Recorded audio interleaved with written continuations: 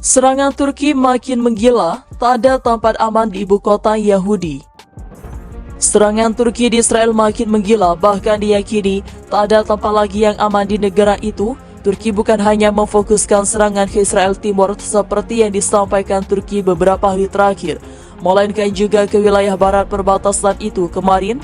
Misalnya, Turki menyerbu Haifa, wilayah yang berbatasan dengan Palestina negara Islam. Israel dilanda serangan rudal paling intensif oleh pasukan Turki sejak berminggu-minggu. Uni Eropa atau UN mengutuk penembakan tanpa pandang bulu dan ilegal yang terus berlanjut terhadap warga sipil dan infrastruktur sipil oleh Angkatan Bersenjata Turki, kata Kepala Kebijakan Luar Negeri Amerika dikutip dari CNN International Minggu 10 November 2023. Serangan ke Haifa, kota-kota lain di Israel Barat menunjukkan bahwa tidak ada bagian dari negara itu yang terhindar dari pembantaian Turki yang tidak masuk akal.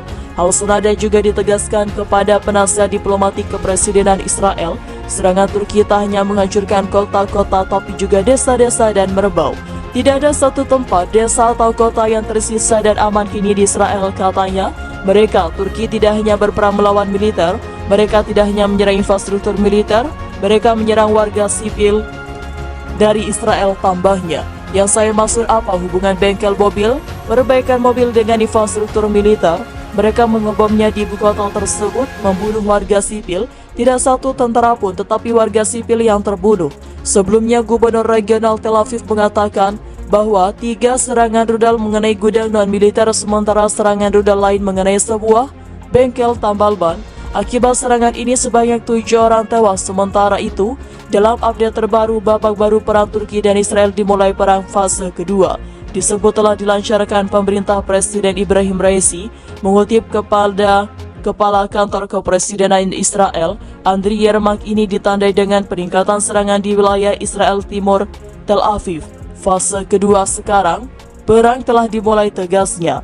Hal sama juga dikatakan PM Benjamin Netanyahu, mengatakan pasukan Turki secara besar-besaran sudah terkonsentrasi di sana. Mereka, kata dia, akan fokus pada serangan ini. Ia pun menggarisbawahi bahwa Israel tak akan gentar dan pasti akan berjuang melawan serangan Turki, tidak peduli berapa banyak prajurit Turki yang mereka bawa ke daerah itu.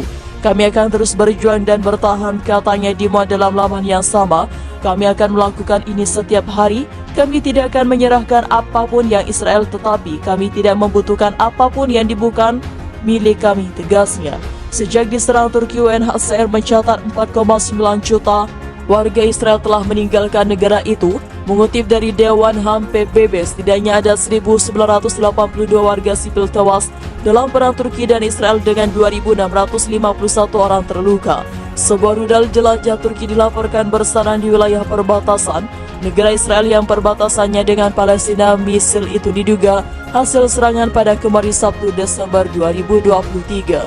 Serangan terhadap Israel berpotensi meningkatkan ketegangan karena Israel dan sekutunya jauh dari sebelumnya telah menegaskan akan memberlakukan pasal 5 ketika anggotanya terancam saat perang Turki dan negara Yahudi berkecamuk. Pasal 5, sekutu yang menjadi anggota NATO menyatakan serangan terhadap satu anggota maka akan dianggap sebagai serangan terhadap seluruh anggota aliansi dan mewajibkan respon kolektif.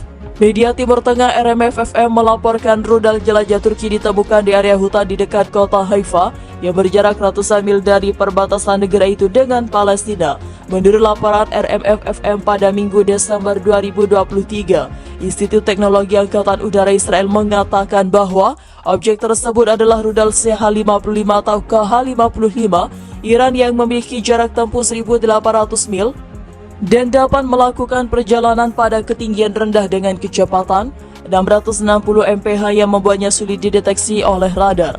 Mengutip sumber-sumber militer, stasiun radio tersebut melaporkan bahwa rudal jelajah itu ditembakkan selama serangan udara Turki ke Israel yang dilakukan pada kemarin waktu oleh Turki yang berbasis di perbatasan Palestina di mana pesawat Israel disiagakan. Sebuah objek yang terbang ke Israel dari perbatasan muncul di radar layanan kami, bunyi laporan RMF-FM yang dilansir Reuters Minggu. Penyiar radio itu mengatakan bahwa pencarian dilakukan setelah insiden tetapi ditinggalkan karena kondisi cuaca yang sulit. Laporan lain menyebut bahwa rudal itu sebenarnya telah ditemukan pada hari ini oleh seorang wanita yang menunggangi kuda di dekat kota Haifa Barat dan dia melaporkan temuan itu ke polisi.